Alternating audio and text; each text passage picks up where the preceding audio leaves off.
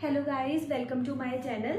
तो जैसे कि पार्ट 1 और पार्ट 2 में आप देख चुके हो कि हमने सेल कवर कर लिया और सेल मेम्ब्रेन हमने पढ़ लिया, ठीक है।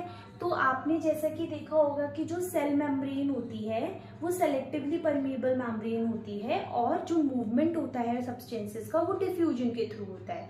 और अगर हम किसी भी सॉल्वेंट मॉलिक्यूल का मूवमेंट करते हैं तो वो ऑस्मोसिस के थ्रू होता है। हमने उन दोनों का डिफरेंस भी देखा था, राइट। तो आज हम 3 कंडीशन देखेंगे। पहली कंडीशन है बेटा, ध्यान से समझनी है, ये तीनों एग्जाम में पूछ लेते हैं कि होता क्या है। Hypotonic, hypertonic and isotonic. I know मेरी राइटिंग थोड़ी गंदी, नहीं बहुत गंदी है, बट सॉरी, बच्चों को समझना है तो पूछ लेना, ठीक है। अब हाइपोटोनिक, तो हाइपो मीन्स होता है लेस, हाइपर मीन्स वो ना एकदम हाइपर हो, आइसो मतलब सेम। अब ये तीनों कंडीशन हम सेल के रेफरेंस में देखेंगे। सपोज ये हमारी एक सेल है, ठीक है। अब इस सेल के रेफरेंस में हमको बेटा क्या देखना है कि हाइपो यानी कि सेल के अंदर कम पानी है और तो जो मीडियम है, मीडियम होगा सराउंडिंग है, ये जो बाहर सेल के आसपास, यहाँ पे जो पानी की कंसंट्रेशन है वो बहुत ज्यादा है। अब बहुत ज्यादा हो तो इस कंडीशन को हम बोलते हैं डाइल्यूट है। तो इसे क्या होगा कि जो सेल छोटी सी थी जिसके पास पानी नहीं, हाइपो कंडीशन थी, तो बाहर से सराउंडिंग से ये पानी ले लेगी। It will absorb the water from surrounding by process called, बताओ, ऑस्मोसिस। कौन? ऑस्मोसिस। पानी बाहर ज्यादा है, उसमें सॉल्यूट की कॉन्सेंट्रेशन भी बहुत ज्यादा है, इस वजह से वो, अब वो बाहर से पानी कहाँ जा रहा है, अंदर जा रहा है, तो bye the process called osmosis. तो सेल क्या होगी, सेल का क्या कर जाएगी, स्वेल कर जाएगी। क्या कर जाएगी, स्वेल कर जाएगी। This condition is hypotonic condition. Hypertonic condition में क्या होता है कि सेल पे बहुत पानी, सेल के पास बहुत पानी है, तो मीडियम पानी क्या बेटा, कम है, वाटर की कॉन्सेंट्रेशन मीडियम में बेटा कम है, तो यानी कि बाहर का माहौल है कॉन्सेंट्रेटेड, कॉन्सेंट्रेटेड, तो यहाँ से सेल पानी को लूज करने लगेगी, it will loss the water. अब पानी उसने लॉस किया तो जो फूली हुई सेल है उसका क्या चलेगी, it will shrink, it will shrink. Now isotonic यानी कि सपोज ये सेल है और जो इसका मीडियम है, यहाँ पानी और सेल के अंदर पानी सेम है, तो this condition is called isotonic, यानी सेम कंडीशन। तो ना पानी अंदर जाएगा ना पानी बाहर आएगा, क्लियर। तो 3 हाइपो मतलब सेल के अंदर पानी कम है तो it will absorb the pani by the osmosis, this is called, this will lead to cell will swell.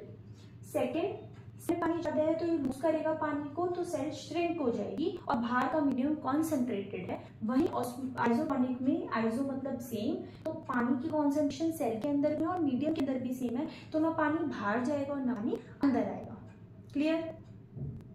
अब हम इसकी डेफिनेशन देखते हैं। एक बार रखना, क्वेश्चन आ जाता है इनका मूवमेंट कैसे हो रहा है, तो this process called osmosis.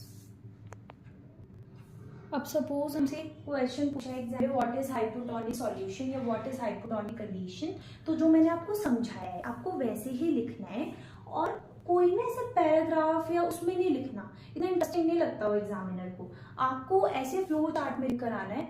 I am 100% sure आपको फुल मार्क्स मिलेंगे, ठीक है। तो कैसे लिखना है बस समझ लेते हैं। सपोज आपसे पूछा हाइपोटोनिक सॉल्यूशन क्या होता है, तो आपको सबसे पहले डेफिनेशन देनी है कि the medium surrounding the cell has higher water concentration than the cell, यानी कि समझ में आ गया होगा कि सेल है, the medium surrounding the cell has higher water concentration, यानी कि जो मीडियम है वहां पे पानी की कॉन्सेंट्रेशन ज्यादा है, तो इसका मतलब क्या हुआ, आउटसाइड सॉल्यूशन कैसा हो गया, डाइल्यूट हो गया। अब ये हाइपोटोनिक है, सेल के पास पानी कम है, तो cell will gain water by the process called osmosis. तो फिर क्या होगा, cell is likely to swell up, cell फूल जाएगा। तो ये डायग्राम बना दिखा सकते हो। सपोज एक सेल है, उसने क्या किया, पानी गेन किया, जब उसने वाटर गेन किया तो सेल स्वेल कर गई, तो this is the hypotonic solution, ठीक है। अब नेक्स्ट कंडीशन है हाइपरटोनिक सॉल्यूशन।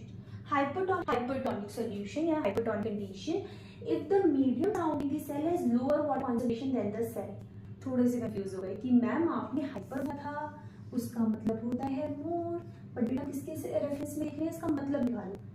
सेल के रेफरेंस में, सेल के पास पानी की कॉन्सेंट्रेशन ज्यादा, मीडियम के पास पानी की कॉन्सेंट्रेशन कम, तो यही तो लिया। If the medium surrounding the cell has lower water concentration than the cell, अब यहाँ पानी की कंसंट्रेशन कम है या ज्यादा है, तो आउटसाइड सॉल्यूशन कॉन्सेंट्रेटेड हो गया, सेल क्या करेगी, पानी को लॉस करेगी by the process called osmosis, और cell is like to shrink. Cell क्या हो जाएगी, श्रिंक, यानी कि पानी बहुत ज्यादा है, सब लॉस कर देगी। अब जो नेक्स्ट कंडीशन है वो है आइसोटोनिक सॉल्यूशन। वो क्या होता है कि medium has exactly same concentration as the cell, यानी कि जो सेल के पास कॉन्सेंट्रेशन है वही मीडियम के पास है, तो नो नेट मूवमेंट ऑफ पानी, पानी का कोई मूवमेंट नहीं होगा, cell will stay the same size. ये तो सिंपल था। तो हाइपर मतलब बहुत ज्यादा, सेल के पास बहुत पानी है, वो लॉस कर देगी, श्रिंक हो जाएगी। हाइपो मतलब सेल के पास बहुत कम पानी है, तो it will gain the water by the process called osmosis, तो it will swell. And iso मतलब सेम। क्लियर हो गया।